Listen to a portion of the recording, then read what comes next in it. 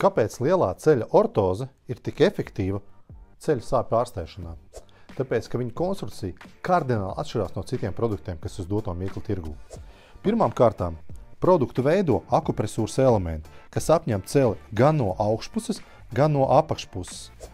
Akupresūras elementi uzlabo mikrocirkulāciju, un mikrocirkulācijas uzlabošana mazina sāpes. Akupresūras ortoze ir mīksta elastīga un viņa neierobežo kustības. Tas ir ļoti svarīgi, ja jums ir sāpes, saglabāt locībā pilna apjoma kustības. Šeit nav nekādas sprādzes, kas stiprina vai pievelk. Visi elementi ir elastīgi, mīksti un patīkami komfortabli lietot. Aizmugurē akupresūras ortozei ir speciāls sietiņu materiāls, kas ļauj celim elpot.